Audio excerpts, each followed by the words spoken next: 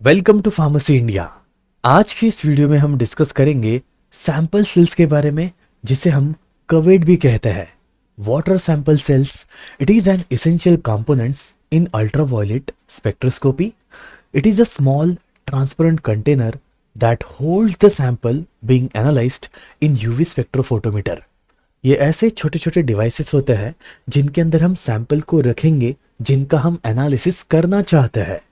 The design and the material of sample cell play a crucial role in obtaining accurate and reliable UV spectroscopic measurement. इसका मतलब ये होता है, UV spectroscopy में sample को hold करने के लिए एक सैंपल होल्डर होता है, जिसे हम सैंपल सेल या फिर कवेट भी कहते हैं।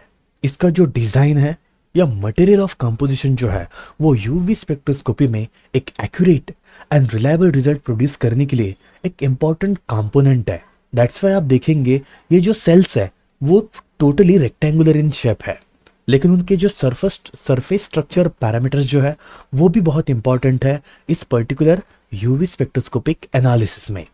तो मटेरियल ऑफ कंपोजिशन की अगर आप बात करें, sample cells for UV spectroscopy are typically made up of high quality optical material that have minimal interference with UV light.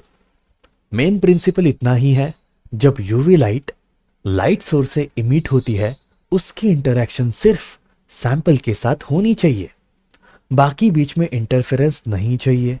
That means जो सैंपल होल्डर आप यूज करते हो, जिस मटेरियल से वो बना हुआ है, उसने अगर यूवी लाइट को एब्जॉर्ब कर लिया तो आपके सारे रीडिंग्स गलत आ जाएंगे। फॉर एग्जाम्पल, ये आपका सैंपल होल्डर है, इसके अंदर 2 मॉलिक्यूल्स अभी है, मान लेते हैं। अब यहां से रेडिएशन आ रही है। अब ये रेडिएशन एक्चुअली सैंपल मॉलिक्यूल के साथ इंटरेक्ट करेगी, लेकिन अगर ये सेम रेडिएशन इस सैंपल होल्डर के साथ इंटरेक्ट करे तो फिर प्रॉब्लम है, क्योंकि सैंपल होल्डर ने अगर लाइट को एब्जॉर्ब कर लिया तो जो आपको रीडिंग मिलने वाली है वो 2 कैटेगरीज में है। एक तो reading of sample plus reading of the light absorb by sample holder. तो आपको जो भी रीडिंग मिलेगी वो एक्यूरेट नहीं है, क्योंकि उसके अंदर 2 चीजें हैं, एक तो आपके सैंपल की एंड दूसरी सैंपल प्लस सैंपल होल्डर की। ऐसा तो हमें नहीं चाहिए।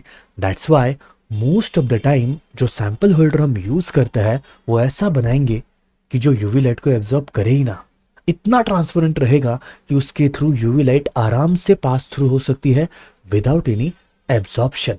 एंड इसी रीजन से जो मटेरियल हम यूज करते हैं सैंपल सेल को बनाने के लिए, वो होता है क्वार्ट्ज और फ्यूज्ड सिलिका। फ्यूज सिलिका का ही दूसरा नाम होता है क्वार्ट्ज। एक ऐसा मटेरियल जो यूवी ट्रांसपेरेंट है, यूवी लाइट को एब्जॉर्ब नहीं करता है।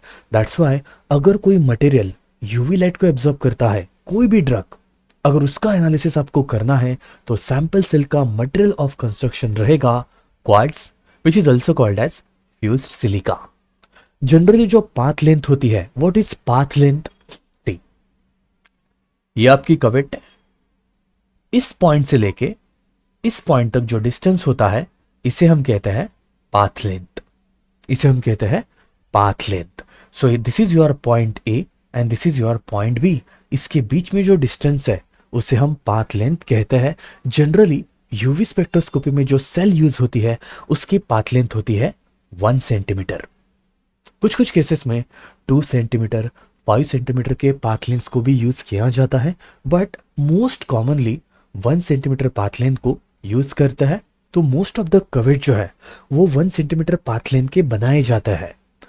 अ longer path length allow for higher absorbance measurement and useful when dealing with dilute sample. बहुत ज्यादा डाइल्यूटेड सैंपल है तो वहां पे लॉन्गर पाथ लेंथ को यूज करेंगे। So choice of path length depend upon concentration of sample. तो आपके सैंपल का कॉन्सेंट्रेशन कितना है, उस बेसिस पे डिसाइड होगा कौन से पाथ लेंथ की कवेट आपको यूज करनी है। कवेट के शेप का अगर हम डिस्कशन करते हैं तो 3 टाइप के शेप्स आपको मिलेंगे। एक तो है रेक्टेंगुलर, एक है सिलेंड्रिकल एंड कुछ छोटे छोटे कवेट्स होते हैं जिन्हें हम कहते हैं micro cuvettes. Generally UV spectroscopic analysis में रेक्टेंगुलर कवेट्स को सबसे ज्यादा यूज किया जाता है एंड जो सिलेंड्रिकल कविट्स है उन्हें हम फ्लोरोसेंस मेजरमेंट में यूज करते हैं। आपने देखा होगा इंस्ट्रूमेंटल मेथड्स ऑफ एनालिसिस के प्रैक्टिकल में, जब आपने फ्लोरोसेंस एनालिसिस के लिए जो मशीन यूज की उसके जो कविट्स थे वो कुछ ऐसे थे, कंप्लीटली सिलेंड्रिकल। तो जो बेस है, जो कर्व्स है, आप यहां पे देख सकते हैं वो कंप्लीटली सिलेंड्रिकल है। एंड जब बात आती है यूवी स्पेक्ट्रोस्कोपिक एनालिसिस की, वहां पे हम रेक्टेंगुलर कविट्स को यूज करते हैं। सो कविट की शेप जो थी उसके रिगार्डिंग ये दो इंपॉर्टेंट पॉइंट्स थे, कहां पे सिलेंड्रिकल यूज करनी है एंड कहां पे रेक्टेंगुलर को यूज करना है। अब बात करते हैं कि उन कविट्स को आप क्लीन कैसे करेंगे, कौन सा पर्टिकुलर सॉल्वेंट उसके लिए यूज किया जाता है। उसका आंसर एकदम सिंपल है, इथेनॉल और मिथेनॉल। ये दो मोस्ट कॉमन केमिकल्स है जिनकी मदद से आप कविट को आराम से क्लीन कर सकते हैं, क्योंकि क्लीन कविट के बिना आपका एनालिसिस कंप्लीट नहीं होगा। क्या होता है, दिन भर एक मशीन के ऊपर जो भी काम होता है उसके बाद उसके सैंपल होल्डर को क्लीन करना भी जरूरी है, क्योंकि दूसरे दिन जो इंसान आने वाला है अगर उसका कोई दूसरा सैंपल है, अगर वो उस कविट में रखेगा विदाउट एनी क्लीनिंग तो इंटरफेरेंस होगा, क्योंकि पहला वाला जो सैंपल है उसके रेसिड्यूज अभी भी प्रेजेंट है। वो कंटामिनेशन फॉर्म में दूसरे सैंपल के साथ इंटरफेरेंस क्रिएट करेगा और आपको जो रीडिंग्स मिलेंगे वो टोटली गलत होने वाले हैं। दैट्स वाई सैंपल सेल का जो क्लीनिंग प्रोसेस है वो बहुत इंपॉर्टेंट है। तो पहले आप वाटर से क्लीन कर सकते हैं, उसके बाद इथेनॉल और मिथेनॉल से क्लीन कर सकते हैं, क्योंकि ये दोनों सॉल्वेंट वॉलेटाइल है, आराम से वहां से इवापोरेट हो जाता है, तो आपको एक क्लीन कविट मिलती है एनालिसिस के लिए। And one more important point is matching pair. जैसे आपकी कविट नंबर 1 है वैसी आपकी होनी चाहिए कविट नंबर 2। दोनों के स्ट्रक्चर में, मटेरियल ऑफ कंपोजिशन में अगर फर्क है तो ऐसी कविट आपके काम की नहीं है। दैट्स वाई जो भी कविट्स यूज करते हैं वो दोनों एक जैसे ही होने चाहिए, अगर उनमें फर्क है तो वो आपके काम के नहीं है। सो ये थे हमारे कुछ important points regarding sample cell holder.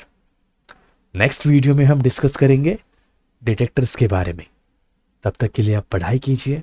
All the best and thank you.